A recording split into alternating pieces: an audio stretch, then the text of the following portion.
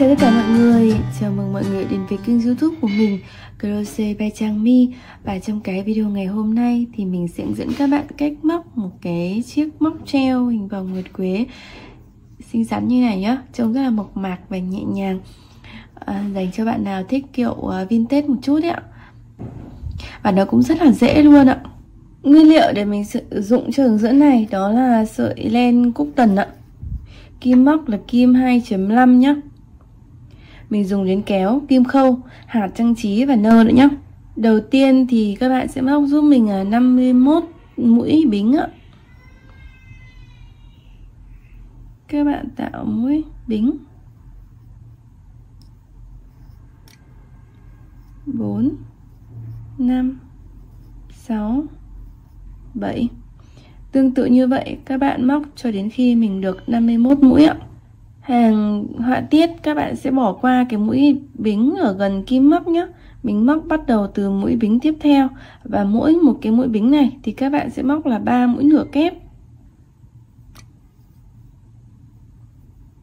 Một mũi ạ. 2 3. Sang mũi bính tiếp theo các bạn làm tương tự, 3 mũi nửa kép. 1 2 3. Lặp lại tương tự ở chân bính tiếp theo. 1 2 3. Các bạn lặp lại như vậy cho đến khi hết hàng ạ. Đến cuối hàng thì các bạn sẽ móc thêm một mũi bính để mình chốt chỉ thôi ạ. Mình để dài một chút để mình khâu và giấu. Sau đó thì các bạn sẽ xoắn cái phần này lại giúp mình nhé. Các bạn xoắn lại cho nó đều nhau ấy, như thế này.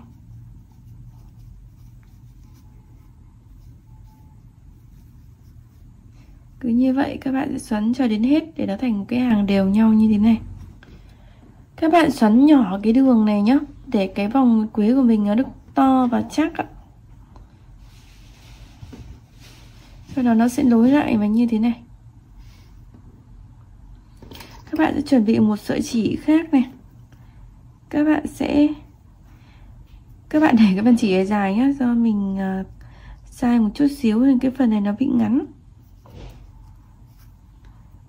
Các bạn sẽ luồn xuyên thẳng qua những cái vị trí này để mình cố định cái đường xoắn của mình ấy. Khi khâu các bạn cũng phải để ý cái việc xoắn nhé, không nó bị tở ra ấy, thì nó sẽ làm cho cái vòng của mình nó sẽ bị rộng đấy.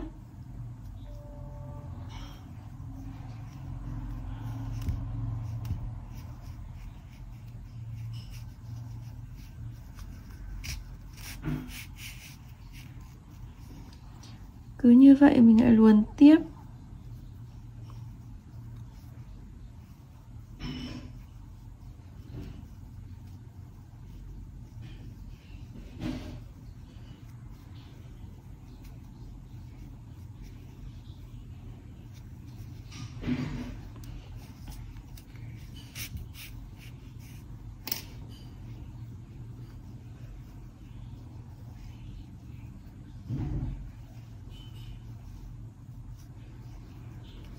Của mình bị thắt nút,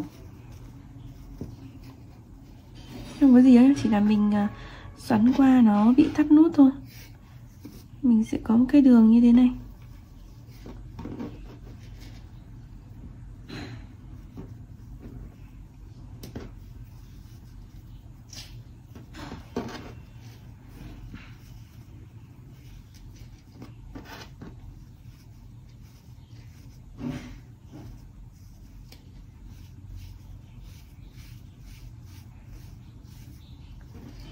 Cái vòng nghịch quế của mình nó sẽ khép vào như thế này ạ.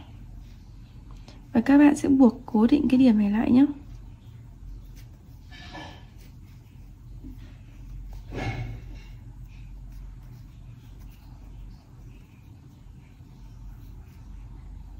Cái phần đầu chỉ thừa các bạn giấu đi.